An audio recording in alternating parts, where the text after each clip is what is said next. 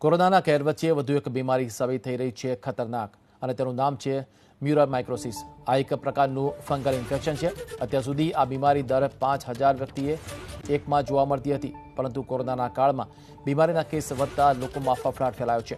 આ અંગે સિવિલ હોસ્પિટલના સુપ્રિન્ટેન્ડન્ટે કહ્યું કે મ્યુકોરમાઇકોસિસ કોઈ નવો રોગ નથી। અગાઉ પણ અમદાવાદ સિવિલમાં આ પ્રકારની બીમારીના કેસ આવી ચૂક્યા છે। દર વર્ષે સિવિલ હોસ્પિટલમાં મ્યુકોરમાઇકોસિસના 6 જેટલા કેસ આવતા હતા।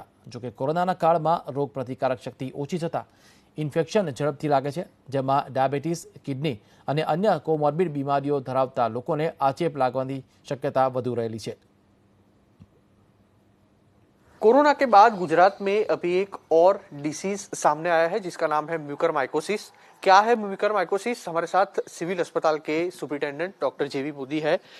मोदी साहब, म्यूकोरमाइकोसिस क्या है, किस तरह से ये डिटेक्ट हुआ और अभी किस तरह की सिचुएशन सिविल अस्पताल में है, कितने पेशेंट यहाँ पे भर्ती है म्यूकोरमाइकोसिस को लेकर?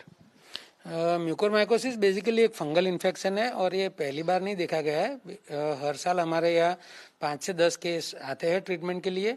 ये बेसिकली फंगल इन्फेक्शन है जो हमारे शरीर की इम्यूनिटी कम होने के कारण होता है। नॉर्मल केस में हमारे जैसे लोगों को जो बेसिकली यंग होते हैं, जिनको कोई कोमॉर्बिड कंडीशन नहीं होती है, कोई बीमारी नहीं होती है, उन लोगों को ये फंगस छूता भी नहीं है। कोई चिंता वाली बात नहीं है।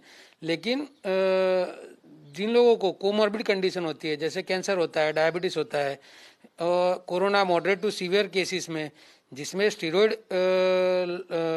1-2 महीने तक दिया जाता है टेपरिंग डोज में, तोसलीजुमाब दिया जाता है, तो रोग प्रतिकारक शक्ति कम होती है, तो तब ये फंगल इन्फेक्शन एक्टिवेट होता है। हमारे यहाँ बेसिकली हर साल 5 से 10 केस ऐसे आते हैं, लेकिन इस साल कोरोना की वजह से 46 केसेस यहाँ पे ट्रीटमेंट के लिए आए हैं। बेसिकली इसमें नाक में सर्दी होता है और नाक ब्लॉक हो जाता है, साइनस अफेक्ट होता है, फिर ब्रेन बेस ऑफ स्कल में इन्वॉल्वमेंट होता है और कभी कभी आँख का भी इन्वॉल्वमेंट होता है। तो विज़न भी कई लोगों का म्यूकोरमाइकोसिस की वजह से गया है।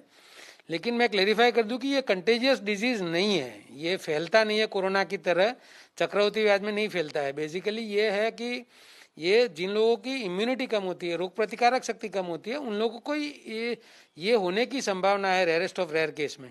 मोर्टेलिटी रेशियो इसमें होगा, मतलब कोरोना में जिस तरह से मोर्टेलिटी रेशियो है, म्यूकोरमाइकोसिस में भी क्या लोगों की डेथ हुई है, मतलब हो सकती है, कोई चांसेस है? जैसे कि मैंने आपको बताया कि ये रोग जिन लोगों में होता है वो बहुत ही इम्यूनो कॉम्प्रोमाइज लोग होते हैं, तो वैसे भी इसमें मोर्टेलिटी रेट ज़्यादा होती है और फंगल इन्फेक्शन होने की वजह से थोड़ी ज़्यादा होती है मोर्टेलिटी रेट। सर, इसके प्राइमरी सिम्टम्स क्या रहते हैं, मतलब लोगों को पता कैसे चलता है? हालांकि जो कोरोना से संक्रमित हुए दर्दी पेशेंट जो है वो नेगेटिव हो जाता है, उसके बाद में सर्दी या फिर दूसरे सिम्टम दिखने को मिलता है, तो इसके प्राइमरी सिम्टम क्या रहते हैं?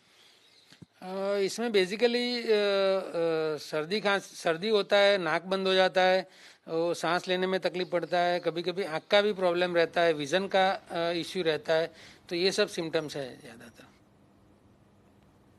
तो आ एक प्रकारનું ફંગલ ઇન્ફેક્શન છે। અત્યાર સુધી આ બીમારી દર 5000 વ્યક્તિએ જોવા મળતી હતી, 5000 વ્યક્તિ એકમાં જોવા મળતી હતી ત્યારે, પરંતુ કોરોનાના કાળમાં બીમારી વધી છે। તેનું કારણ છે ઇમ્યુનિટીમાં કમી, અને તેના કારણે આ રોગ ફેલાયો છે। આ જૂનો રોગ છે મ્યુકોરમાઇકોસિસ, નવો રોગ નથી। અગાઉ પણ અમદાવાદ સિવિલમાં આ પ્રકારની બીમારીના કેસ આવી ચૂક્યા છે।